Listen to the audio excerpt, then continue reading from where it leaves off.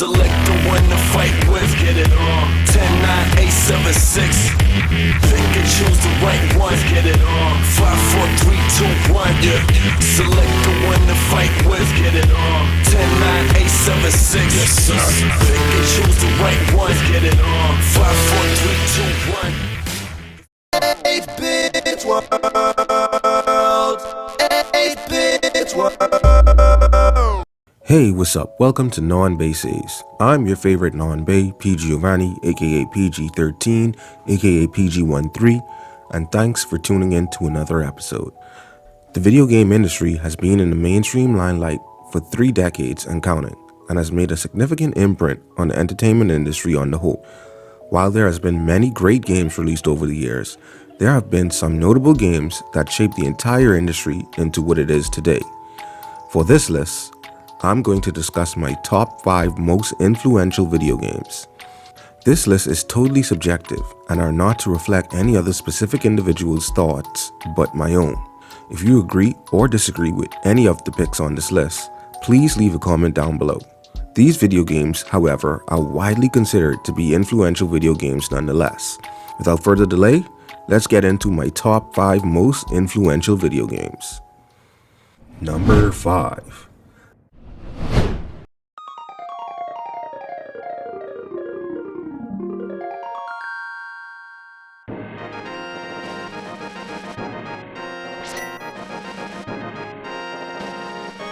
The Legend of Zelda: A Link to the Past. A timeless classic from one of the most iconic video game franchises kicks off this list in The Legend of Zelda: A Link to the Past. Being only the 3rd game in the franchise, A Link to the Past experienced much of the early experimental phase of The Legend of Zelda, while its predecessor, Zelda 2: Link's Adventure, was more experimental and divisive. A Link to the Past still offered brand new lore and key staple elements that have been a part of the franchise ever since. A Link to the Past returned to a top-down camera, establishing the first game of the franchise, and set the tone for what should be expected from an action RPG adventure, not only for its successors, but for adventure video games in its entirety. Being the first game in the franchise to base its gameplay and story on traveling between 2 worlds, A Link to the Past is a trailblazer that carved in stone the template for many of the Zelda games that play across 2 worlds that succeeded it. It was evolutionary that what players did in one world affected what happened in the opposite world, and based on plot points and puzzles around it. Also, it was evolutionary that players didn't have to follow a direct linear path in order to properly complete this game. Some items and dungeons could be done out of order, should the player choose to do so. With this game mechanic, it caused players to pay close attention to the layout of Hyrule's Light World and Dark World, and how to incorporate the structures between the two in order to complete the game. The key structure of obtaining 3 story plot elements before moving on to the second part of the game was also established in the Zelda franchise in this game, not to mention key items such as the hookshot, the Master Sword, and the Ocarina itself. Speaking of which, while in the past few years the successor to this game, The Legend of Zelda: The Ocarina of Time, has gained traction in the discussion of best video game of all time over this game, it is undeniable that it took A Link to the Past being what it is to make the Ocarina of Time what it is, thus being an arguably better game. While Ocarina of Time offers the franchise's first adventure into 3D, A Link to the Past set up the groundwork needed to move the franchise along. Not to mention, A Link to the Past is the only canonical game in the franchise on the Super Nintendo Entertainment System, a feat that no other Zelda game or Nintendo system can boast of. Number 4. Goldeneye 007. If you're a fan of multiplayer first-person shooters, or even just played one, you have this game to thank. Developed by Rare, who was second-party software giants for Nintendo at the time, this game was a godsend at the time of the rise of local multiplayer video games. While its graphics may be dated by today's standards, and its single-player campaign doesn't hold up as well, its multiplayer deathmatch is its true defining quality that made this game as popular as it is today. Call up a few of your friends, that's of course if you had any, and I promise you, this game will be played hours on end. Nothing beats roaming around the maps as Oddjob, Golden Gun equipped, and one-shotting your opponents. While Goldeneye 007 wasn't the first ever first-person shooter, almost everything that has succeeded it has a big depth to owe, especially the likes of Halo, Battlefield, and the ever so popular Call of Duty franchise. While it was annoying to have to tell your opponents not to look at your screen, or to try and rig a setup for exclusive screens, nothing beats the camaraderie of having family or friends in your space and enjoying yourselves with a night's worth of matches on GoldenEye 007 rather than the distant robotic setup of online play that recent games have experienced. Number 3. It's me, Mario! Hello! Super Mario 64. Ah yes, that all too familiar sound that instantly was followed by a micro tech demo of what the Nintendo 64 was capable of. Super Mario 64 was a blatant and in-your-face testament to the direction that video games were headed in, and Nintendo didn't hold back any punches, letting us know that right from out of the gate. Being one of the launch titles of the Nintendo's third outing in the home console market, Super Mario 64 still holds up better than most games on the Nintendo 64 and even on more current consoles today. Not only was this game a big leap for Super Mario franchise, but for the gaming industry in its entirety. Redefining polygonal graphics, an open three-dimensional world to explore, and even manual camera controls that have become infamous in their own right, Super Mario 64 almost unanimously raised the bar on what should be expected from an adventure game and 3D games in general from that point on. It's a bar that some games still haven't reached, to be quite frank. And of course, yes, while I can't sing 100% praises of this game, and upon revisiting it, you can still find small cracks where it doesn't hold up as well and hasn't aged well, I can undoubtedly say that its imperfections doesn't matter how, considering what this video game had done for the industry. Not to mention the uniquely designed controller that seemed like it was specifically made for this game and games of this nature. The introduction of a thumb analog stick to the home gamepad made for perfect and precise controls that made this video game feel like a dream to experience. Impressive graphics, precise controls, amazing levels and gameplay, Super Mario 64 is an unprecedented force to be reckoned with when it comes to video games, and honestly should be always considered in a list of top video games of all time. Number 2.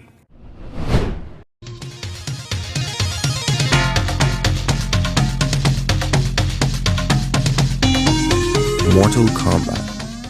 You may think that this is an obscure entry on a list like this.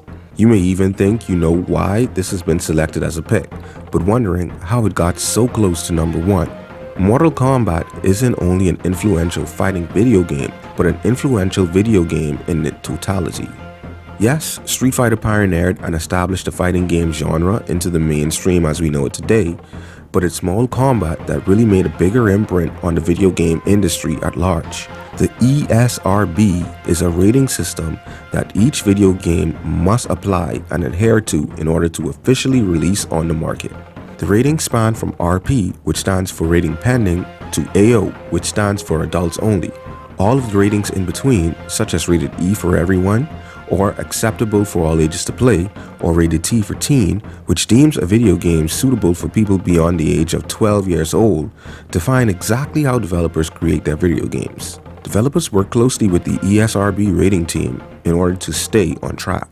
Developers must be cognizant of the learning curve that is needed to understand how to play their games, to what imagery is displayed in their game, such as nudity or blood, even to the audio integrity in terms of lyrics that are portrayed in their games, just to name a few categories.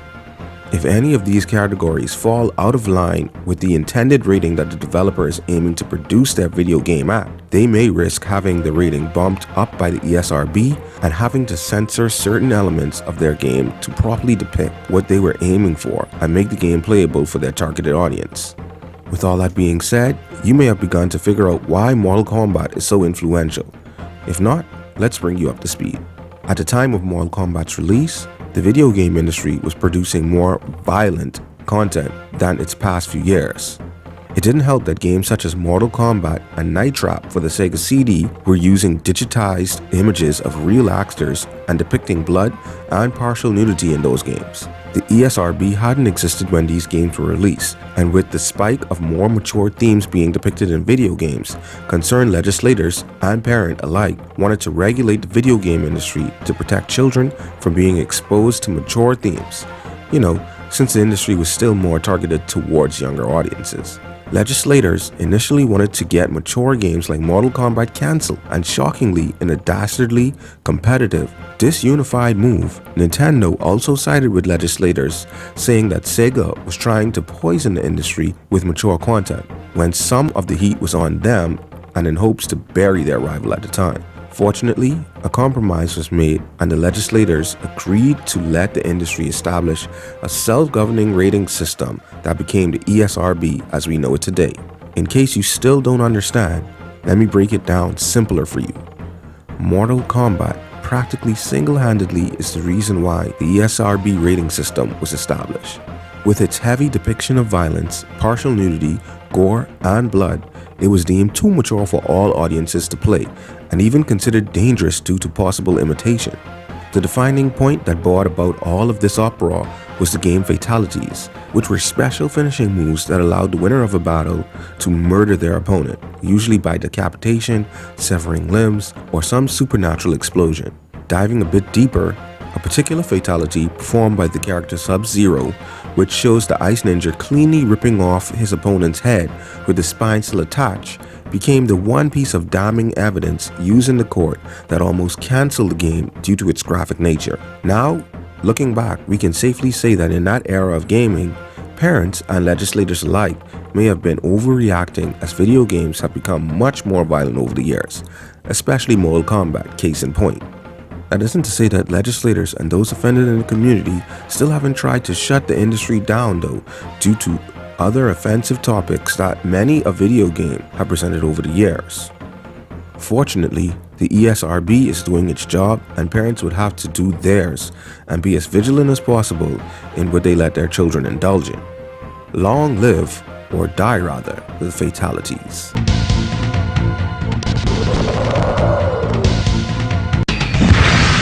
Sub-Zero wins. Flawless victory. Fatality. Honorable mention. Tennis for Two, objectively considered as the first video game ever made.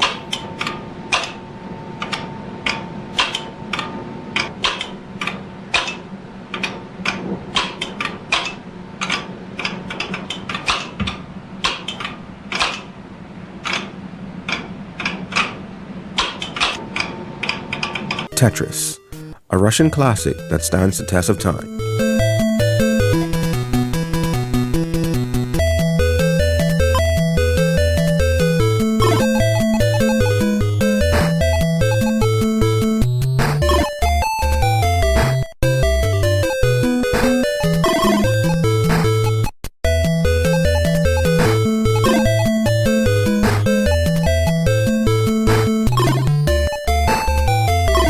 Wolfenstein 3D, the grandfather of the first-person shooter genre.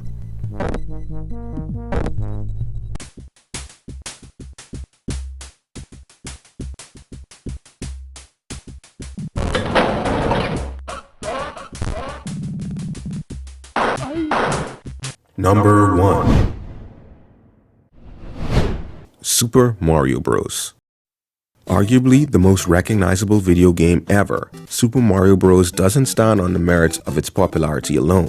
Amazing level design, great gameplay, and an iconic soundtrack make this a great game to play. Those aren't the main reasons why this game is so influential though. Far from it.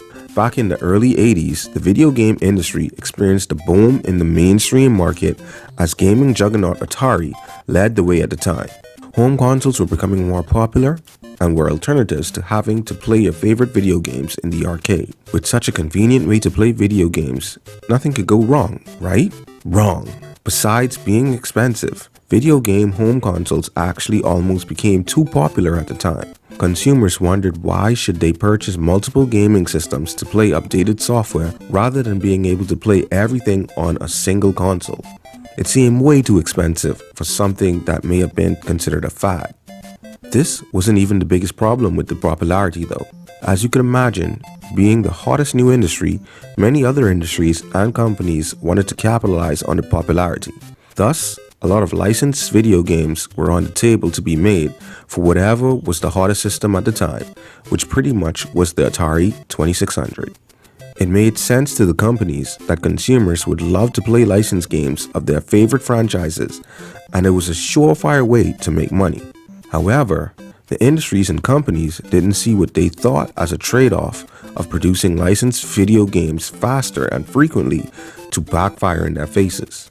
Consumers caught on to what was going on with the licensed video games, and while having more games of your favorite franchises with a quick turnaround sounds amazing, it really isn't, because the third part of that equation is quality. Games licensed after your favorite franchises? Good. Pressuring developers to rush the games to meet expectations to capitalize on holiday seasons?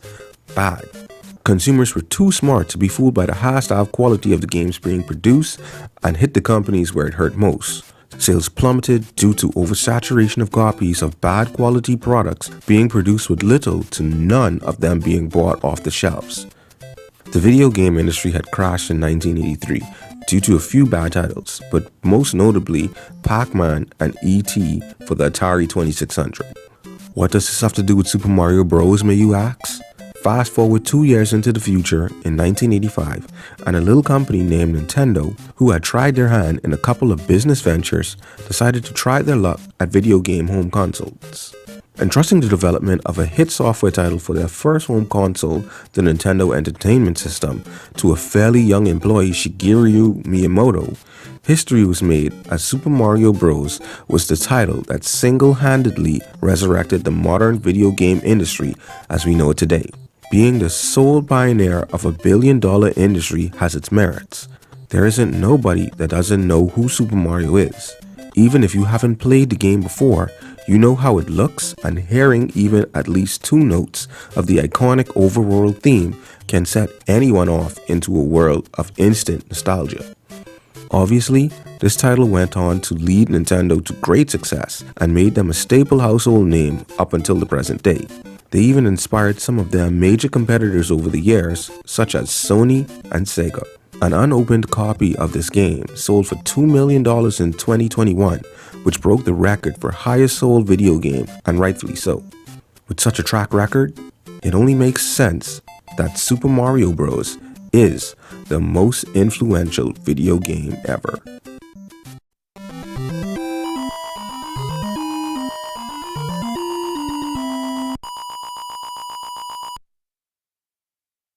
Well, that's the end of my top 5 picks of most influential video games ever. Do you agree or disagree? Let me know down in the comments below and let's discuss it. Hopefully you learned a thing or two by watching this video also. Thank you for watching another episode. I appreciate it. And as usual, if you have a suggestion of a topic you want to hear my opinion on, just let me know in the comments or give me a shout out on social media or in person. Thanks once again, and this has been your favorite Non Bae, signing out. Peace.